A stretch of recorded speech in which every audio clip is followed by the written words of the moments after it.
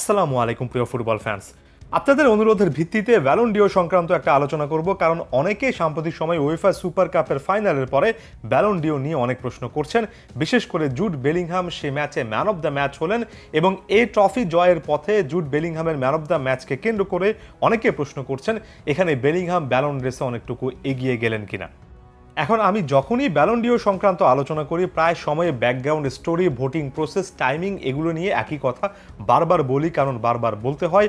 একটা কনফিউশনে ফুটবল ভক্তদের একটা বড় অংশ সবসময় ভোগেন।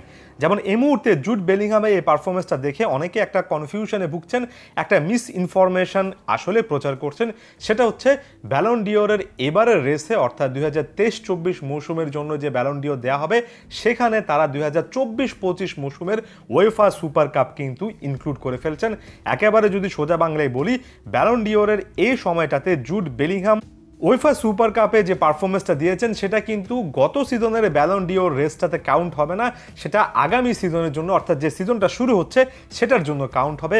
ব্যালন ডিওরে 2024 সালে সম্ভবত অক্টোবরের 28 তারিখে আমরা যে অ্যাওয়ার্ডটা দেখব সেই অ্যাওয়ার্ডে স্টার্স, সেই অ্যাওয়ার্ডে সব রকমের হিসাব নিকাশ সকল কিছু কিন্তু শেষ হয়েছে।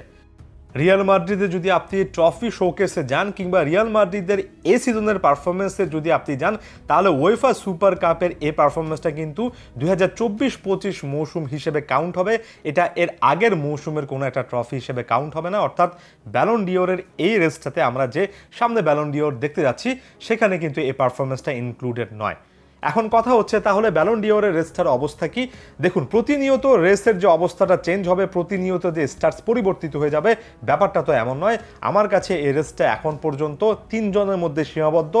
রিয়াল মাদ্রিদের 2 জন রয়েছেন, ভিনিসিয়াস জুনিয়র, জুড বেলিংহাম। তারা ক্লাব পারফরমেন্সের মাধ্যমে যথেষ্ট এগিয়ে আছেন। দুজনের ক্ষেত্রে পজিটিভ জিনিস হচ্ছে ক্লাবে সত্যিকার অর্থে তারা একের পর এক দুর্দান্ত পারফরমেন্স দিয়েছেন।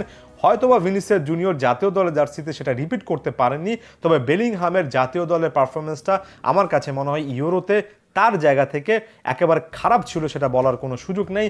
অনেকে ভিনি জুনিয়রের ক্ষেত্রে সেই জিনিসটা বলতে পারেন।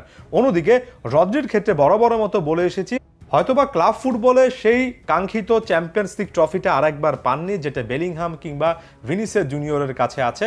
তবে তাদের মতো কিন্তু লিগ শিরোপা জিতেছেন এবং সবচেয়ে ইম্পর্টেন্টলি জাতীয় দলে ইউরো ট্রফি জয়ের পথে কিন্তু একেবারে প্লেয়ার অফ দ্য টুর্নামেন্ট হয়েছেন। রদ্রি এই জায়গা থেকে জাতীয় দলের কনটেক্সটে এগিয়ে আছেন।